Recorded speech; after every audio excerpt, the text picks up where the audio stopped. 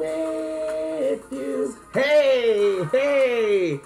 What is going on, everybody? Welcome to another episode of Junior's World of Soul. I am back with a new video, y'all. It's Friday, so y'all know what time it is. It's Flashback Friday, and as you can see, I came in with One More Night from Bobby Brown's Bobby album.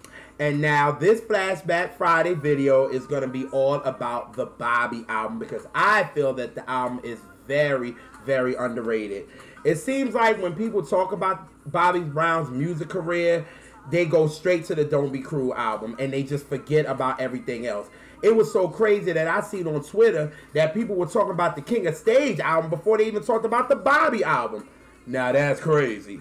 But it's just like, to me, I feel like this album deserves a little bit more respect. But in this video, I'm going to explain that. We're going to talk about it. We're going to jam. You know, I'm going to take you back so I can take you forward and all that good stuff. So let's get into this video, man. You know, one day I was talking to one of my music brothers, yo, that I found on Twitter. He's so dope. His name is Law. And he got his Planet 12 movement going. And he is like the most talented dude that's like out right now. He's like so talented, and he's not commercial. He's real. He's, you know, and they call him the most talented kid in the business. And I could definitely agree to that. Listen to his music. He's hip hop. He's soul.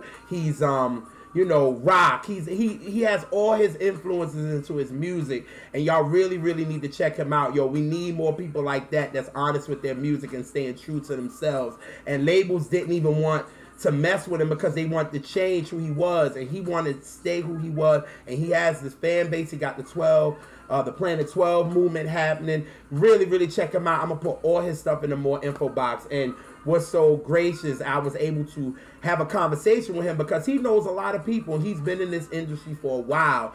And, you know, he's down with George Clinton. He did some things with the late, great Amy Winehouse. So he has, you know, he knows his music, and he's been in this music business for a while. So for me and him to connect, and me and him was on the phone for like an hour conversation, because he was, you know, spitting to me about, you know, the music game, and he was just talking, we was talking about everything.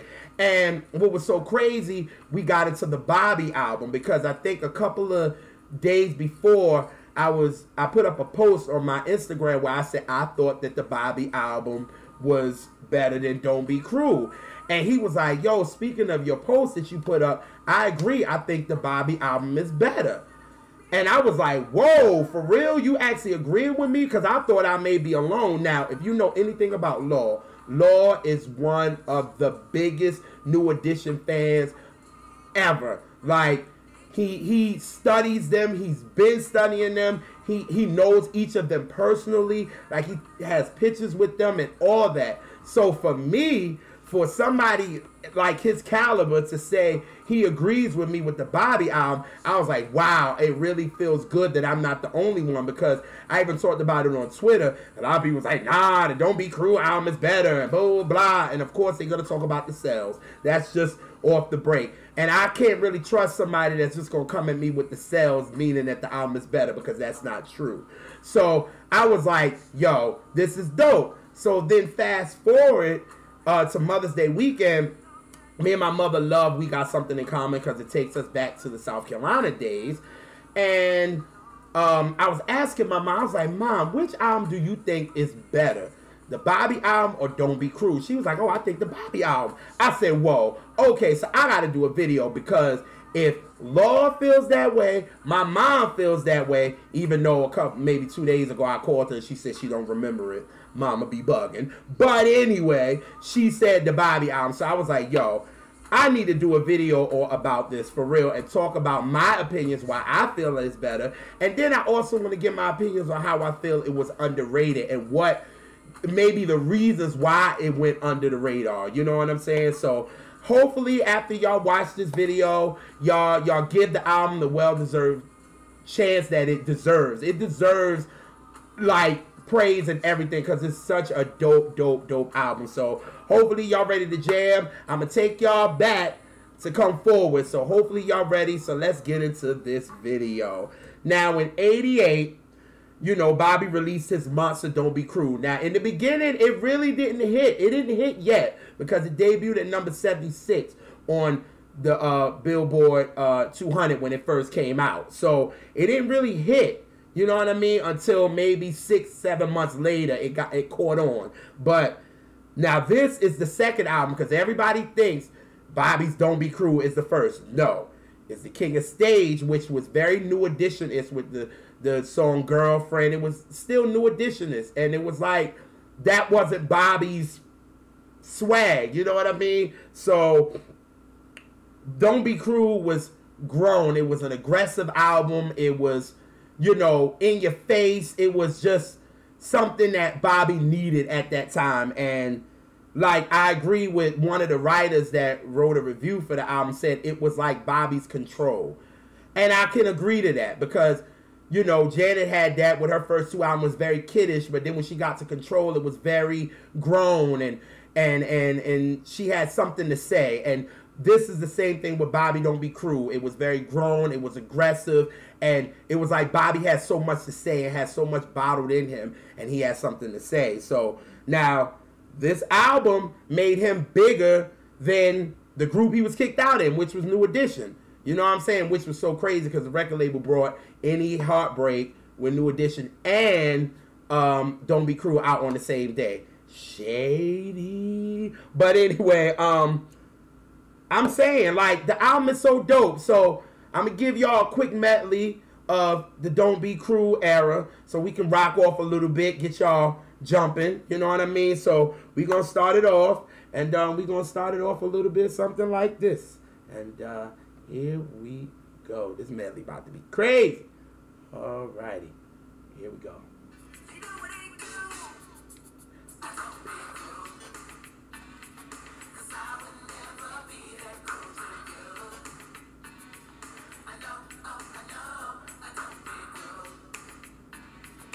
Girl, you need to change your attitude. I know, I don't be cruel. Hey, yo started, that was the first single. Like, he was coming at you for real. It was something different. It wasn't New Edition-ish. It was some grown man shit. You know what I mean? So he came off the break with that. Then the next joint is actually his signature record, and that's what Bobby does now. And I don't even need to say it. Once y'all hear it, y'all know what it is. And it goes a little something like this. Here we go.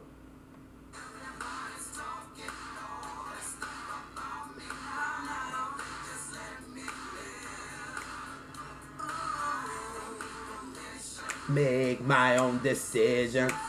That's my prerogative. Woo! They say I'm crazy, but I really don't care. That's my prerogative. They say I'm nasty, but I don't give a damn. Woo! Bobby had something to say, yo. He was like, look, I'm doing it my way. It's my prerogative. So coming, that was the second single. Then Bobby come with the third single. He was just blessing it. That's why this album ended up being so huge, because it was just single after single after single. And here's the next one. And hey, y'all heard it. Y'all heard it. Hey, here we go. Here we go.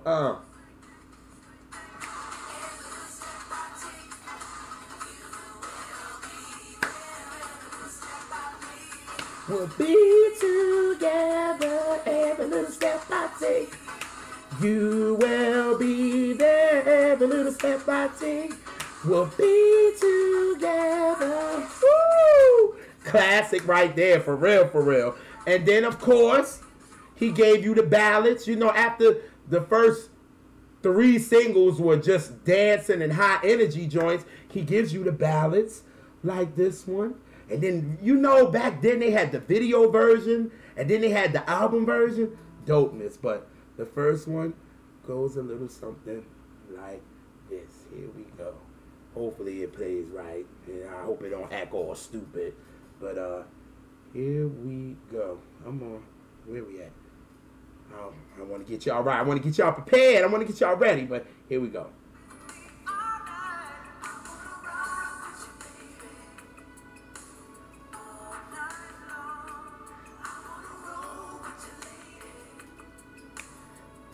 so strong. I wanna rock with you, baby, all night long. Rock and roll and rock. Make this sweet love, don't you ever stop. Woo! Yeah, classic right there too. Even the video version was dope too. But this is actually my favorite slow jam off the album. The last single off the album. And oh my God, just vibe with the joint. Just a classic record. And here we go.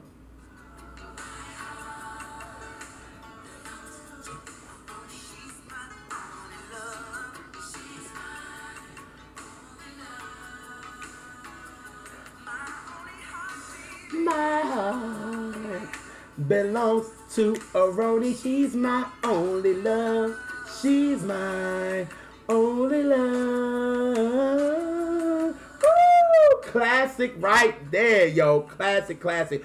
All them joints reached the top 10 of the pop charts, #1 or #2 on the R&B charts. Bobby was the biggest thing in 1989. Don't Be Cruel was the biggest album of 1989, for real. But in my opinion, I felt like Don't Be Cruel, Bobby connected to the album because of the image. The image came off, you know what I mean? And don't get me wrong, out of all of the songs, he wrote My Prerogative, but all the other hits were done by Babyface and L.A. Reid. Like, if you think of the album, Bobby wrote 3 songs off that album. I think everybody goes to My Prerogative. Nobody talks about I Really Love You or I'll Be Good to You. Nobody talks about those songs, and those are the ones Bobby wrote, which gave you kind of the New Edition-ish flavor.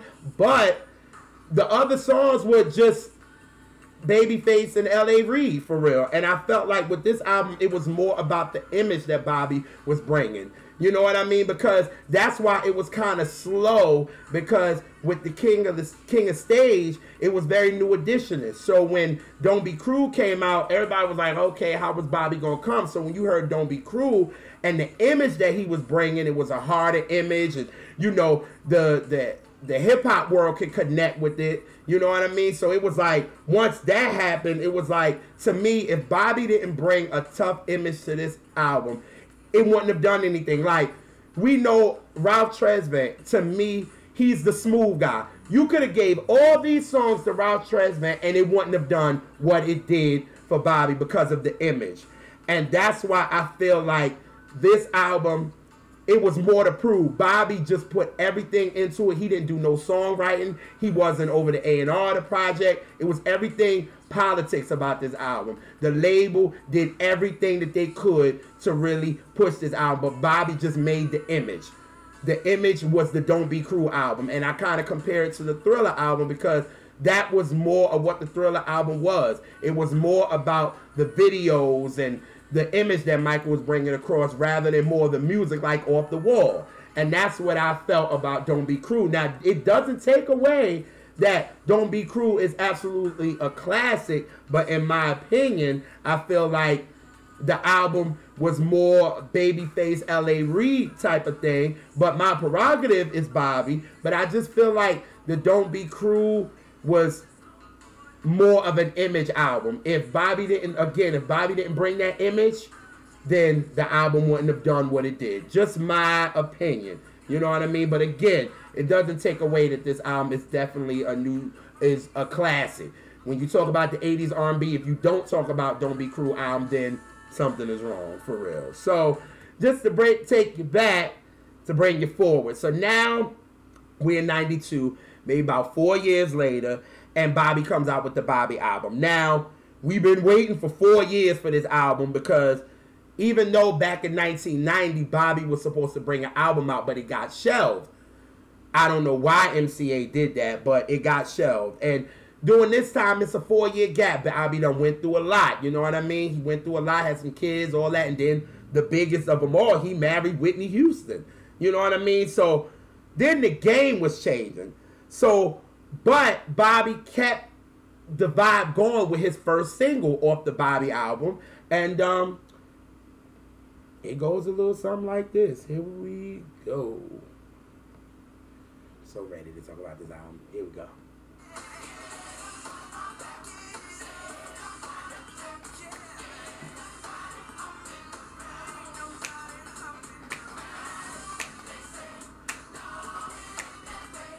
Ain't nobody humping around. Woo!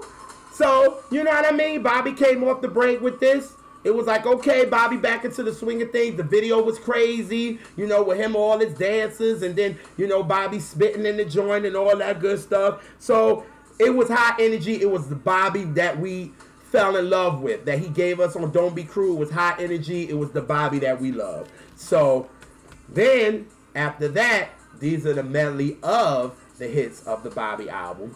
Hopefully y'all ready to rock. The first one is a little slow, little joint, but it's another classic Bobby joint in my opinion. And it goes a little something like this. Here we go.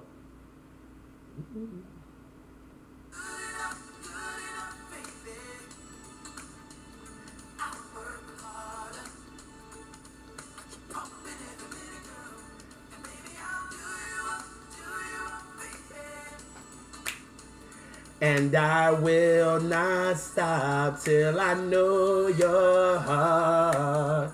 Woo! Love that joint. That joint is like a joint where you just sway your drink from left to right. Just got that good vibe. And you know what I mean? It's all good. The next joint, here we go. Bobby brings back that flavor, that high energy that we love him for. And it goes a little something like this. Shout out to my girl Mika because she loves the song. And here we go.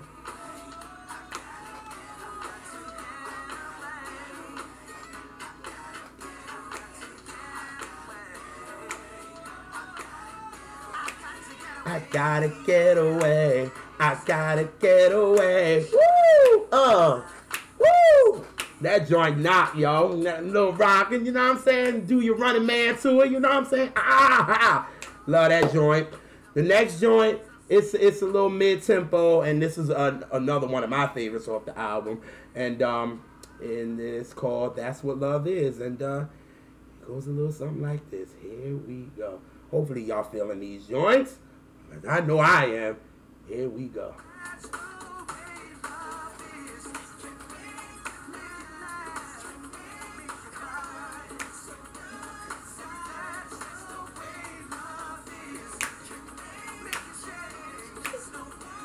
Woo! Been going same. That's the way love is. Woo! Yes sir, yes sir. And I'm just the bangers just kept coming. This next one I talked about in the beginning. Classic duet in my opinion. And again, it's with him and his late wife, Miss Whitney Houston. And it goes a little something like this. Here we go.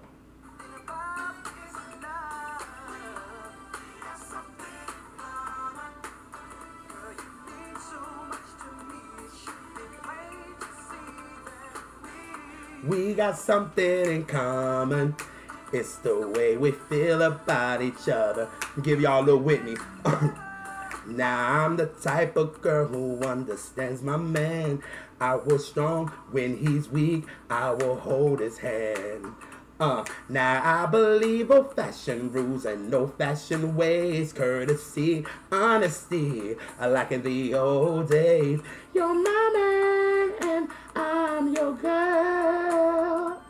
There's nothing better in this whole wide world. I stand by your side to the very end. All in all, best of love or be a friend.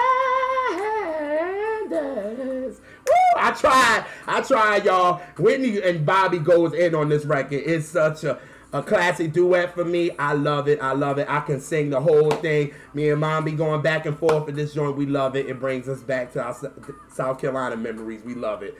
But the last banger off this album and the last single off this album is actually my favorite joint on the album. And it's called Two Can Play That Game. And dang, I love this joint. And it goes a little something like this. Here we go. Give me y'all just rocking music. Like, you could just rock to this whole thing. Like, it just feels so good. But anyway, here we go.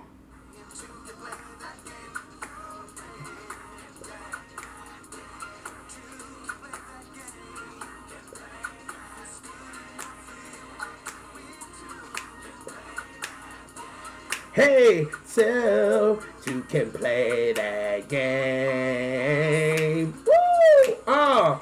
Hey. I can rock off to that joint. But those were the singles off the album. You know what I mean? He brought, I think it was 6 singles that came off the album. Now, this album, Bobby had so much more control and creative input on the album. He co-wrote damn near every song on the album.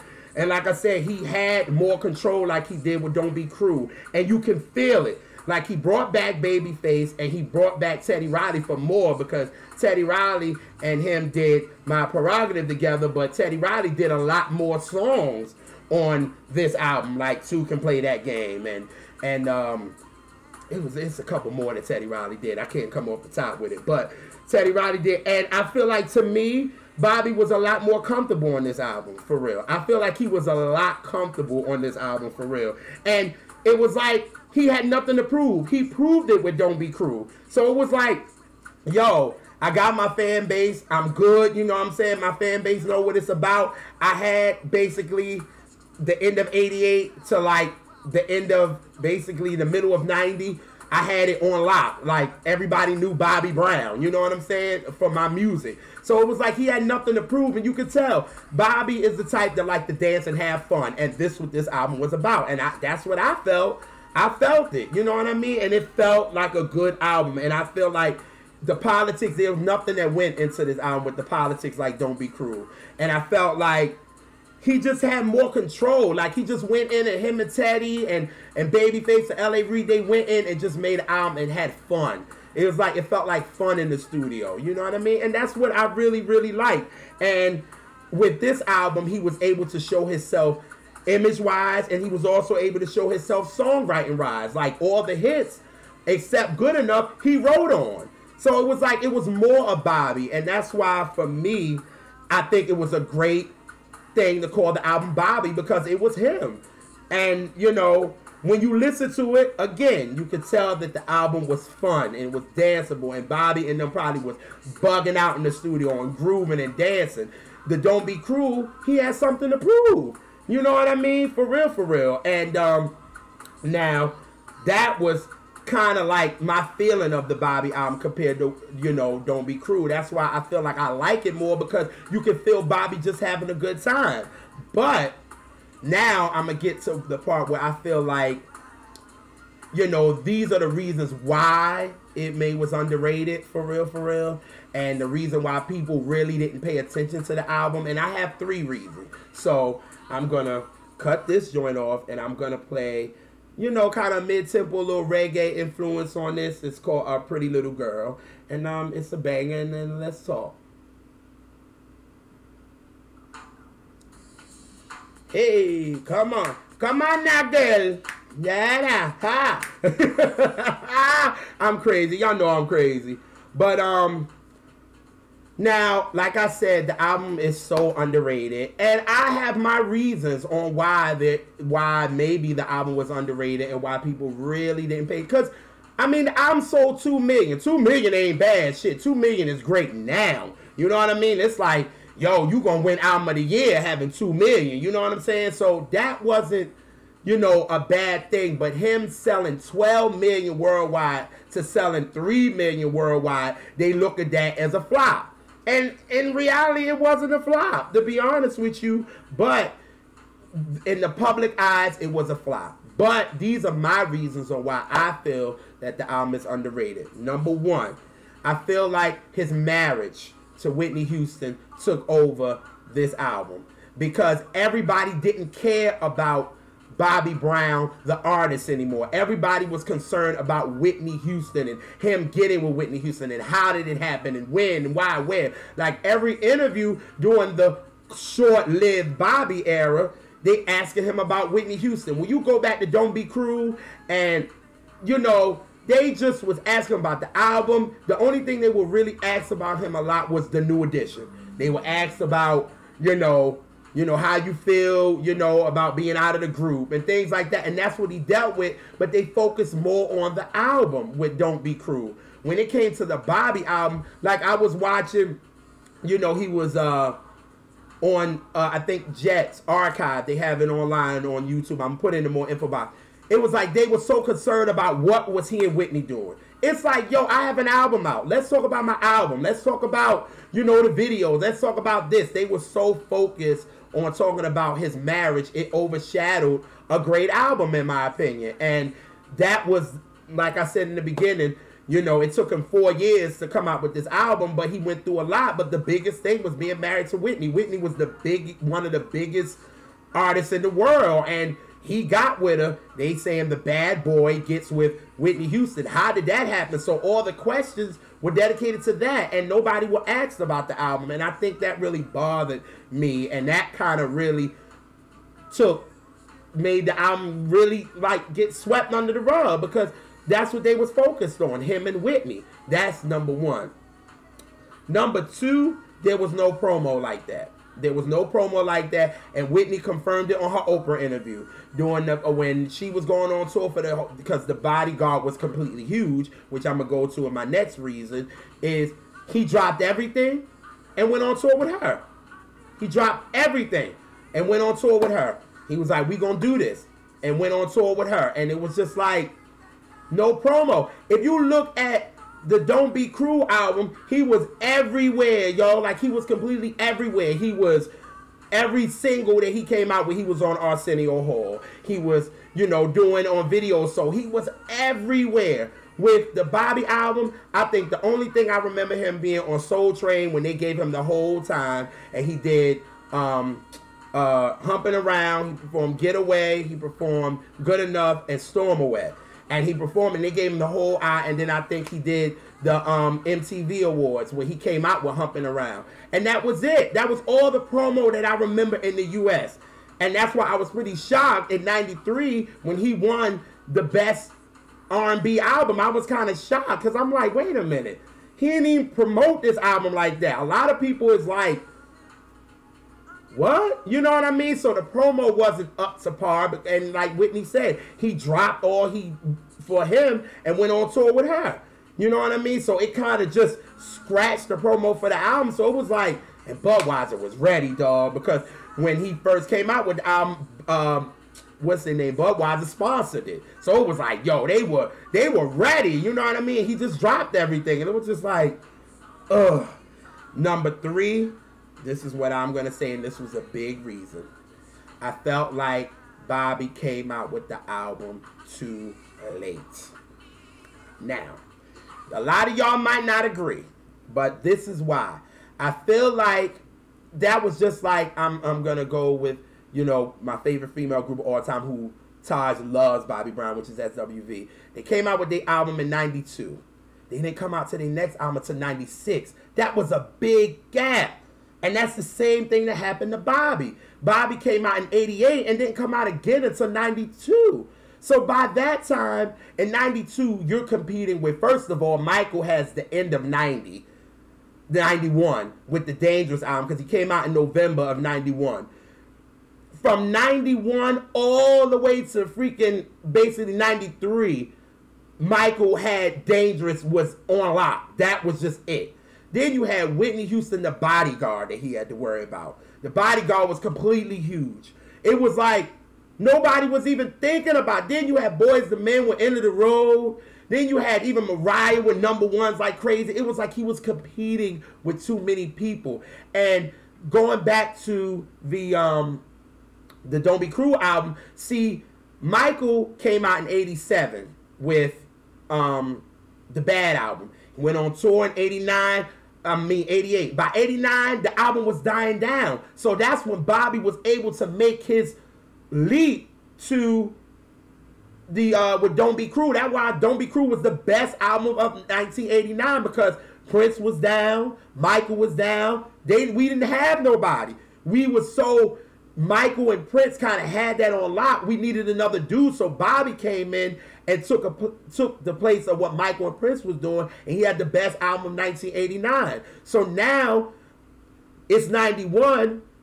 Michael comes back and gets all his fans back, and then he works with Teddy Riley, who's working with Bobby on the Bobby album. So by the time Bobby comes in you know, '92, everybody is on Michael again. It's like Bobby tries to come in, and it's like everybody's still on Dangerous. You know what I'm saying? Everybody is there. So I feel like if Bobby would have came out with this album in like 91, in the summer of 91, this album would have been completely huge. It would have blew because he wouldn't have had nobody to really compete with. Then Michael would have came at the end of 91. By then, Bobby would have had it on lock. He could have been touring. He could have been on the third or fourth single by then, and it would have been crazy.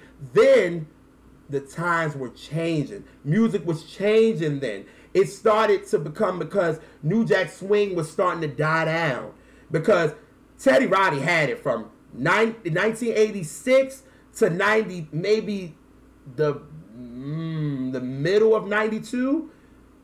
New Jack Swing was it. Teddy Riley had it on lock.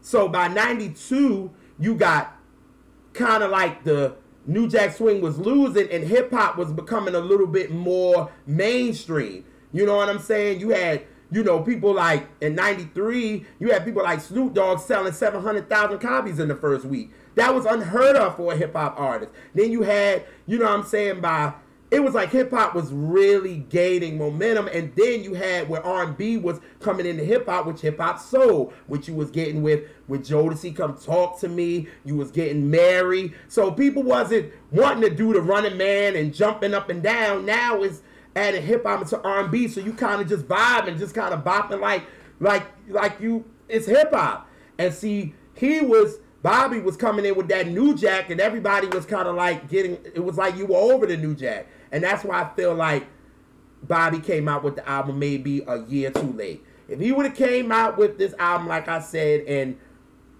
the summer of 91, this album would have went through the effing roof. Like, it would have just been another big blockbuster for Bobby. You know what I mean? And he would have been the king. You know what I mean? But I think he just came out with it too late. Just my opinion. And those are like my 3 reasons why the Bobby album was underrated. But still don't mean it's not a great album, because I like it. Like I said throughout this video, I like it better than Don't Be Cruel. You know what I mean? But it's just the timing was wrong. And for me, again, I love this Bobby album because I feel like it was more of him. He had more control over it. It wasn't all about politics. Let's just go in and make music. And that's what I felt like with the Bobby album. You can feel it. It's so fun. It's like one of my go-to albums. When I just want to listen to an album and feel good, I can go to the Bobby album. I can go to It's About Time with SWV. It's just like, it's a feel-good album, and you can feel it. You know what I'm saying? And, I don't want it to be like I'm dissing Don't Be Cruel, because I have a connection to both of the albums. Like, Don't Be Cruel is one of the 4 albums that my parents played doing all the time. You know what I mean? It was Make It Last Forever, Keith Sweat, Guy album, Janet Jackson's Rhythm Nation, and Bobby Brown's Don't Be Cruel. They played. My dad loves that album. But the Bobby album, it brings me back to my South Carolina memories. Like, we played that album all the time. You know what I mean? And that's why me and my mom love it, because we connected to it. You know what I mean? It's a fun album. And that's why I said I didn't want this to be a Don't Be Cruel versus Bobby album, but I just want people to understand why, what's different about the albums. The albums are very different.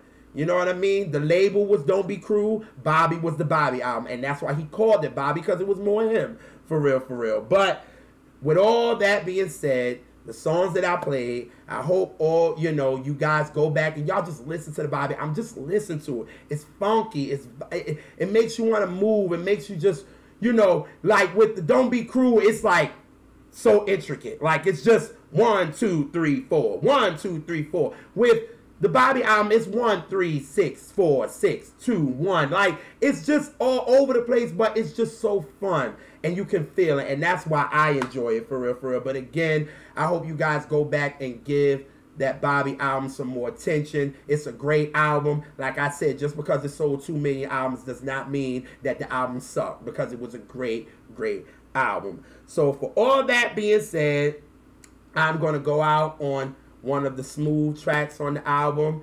I love in the interview with Whitney when the Shady, Barbara Walters asked Whitney about her and Bobby's marriage, and she said, "How long do you think it's gonna last?" And Whitney said, "Until the end of time."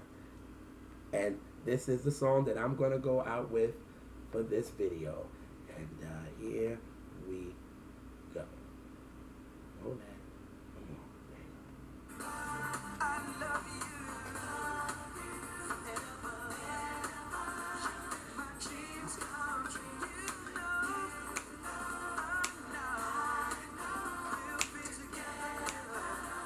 Until the end of time. I'm out, y'all. Peace.